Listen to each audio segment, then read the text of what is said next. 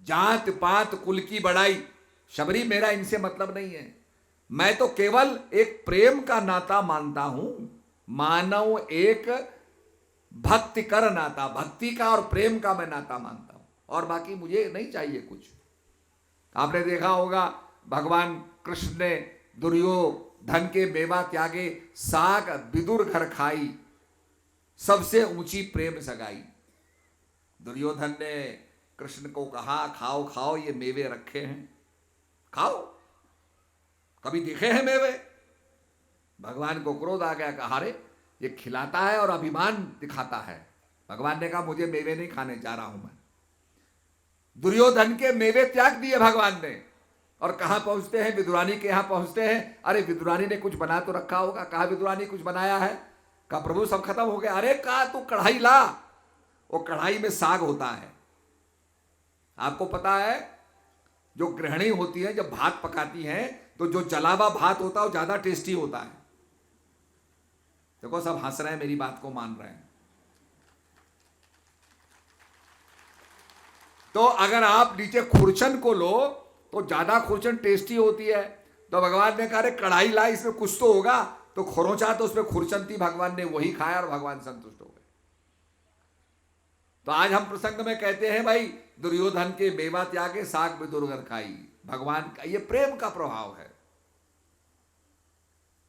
तो इसलिए प्रभु से प्रेम करें, प्रभु के ज्ञान को जानें, तभी अपना कल्याण होगा। देखो पानी हम पीते तब प्यास बुझती है, बारिश हो रही हो, नदी बह रही हो, आपके यहां तो बर्फ की चोटी दिखाई देती है, आप चोटियों को देखते रहोगे, बर्फ को देखते रहोगे, तो आपकी प्यास बुझेगी क्या? नहीं बुझेगी। नदी को देखते रहोगे, प्यास बुझेगी? नहीं बुझेगी। पानी तो पीना ही पड़ेगा। ऐसे ही जो ज्ञान होता है ये पानी पीने के समान है, जिसको कहते हैं सेल्फ रियलाइजेशन। विवेकानंद जब जाते हैं तो रामकृष्ण परमहंस से पूछते हैं, वैसे तो बहुतों के पास गए, लोग कहते थे अरे विवेकानंद तुम्हारा मस्तक बहुत ऊंचा है, तुम्हारी भावना अध्यात्म तुम्हारे अंदर बहुत खिल रहा है, बड़ा तुम्हारा आध्यात्मिक विकास, पर कोई उनकी बातों का जवाब नहीं देता था। विवेकानंद स्वामी रामकृष्ण परमहंस के पास पहुंचते हैं और यह कहते हैं कि क्या आपने भगवान देखा है? Have you seen God? तो रामकृष्ण परमहंस कहते हैं कि विवेकानंद, नरेंद्र, जैसे मैं जितना स्पष्ट मैं तुम्हें देख रहा हूं ऐसा ही स्पष्ट मैंने भगवान को देखा है। और ये जो अनुभूति होती है ये पानी पीने के समान है। हम पहाड़ों को देखें, बर्फ को देखें, ग्लेशियर्स को देखें, प्यास नहीं बुझेगी। नदी को देखें, प्यास नहीं बुझेगी, पानी तो पीना ही पड़ेगा। ऐसे ही ज्ञान को जानना, जो कॉन्फिडेंस था रामकृष्ण परमहंस के पास, वो ज्ञान का कॉन्फिडेंस था, क्योंकि उन्होंने आत्म साक्षात्कार किया। भगवान ने अर्जुन को आत्म साक्षात्कार कराया,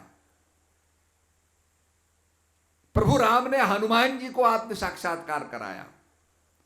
तो हमारे संत आत्म साक्षात्कार कराते हैं, सेल्फ रियलाइजेशन कराते हैं, इसी को ज्ञान कहा जाता है। इसलिए प्रेमी सज्जनों, आपने देखा होगा रेडियो की जो वेव्स होती हैं, टेलीविजन की जो वेव्स होती हैं, ये सब जगह होती हैं, पर हम नहीं सुन पा रहे, टेलीविजन को नहीं देख पा रहे।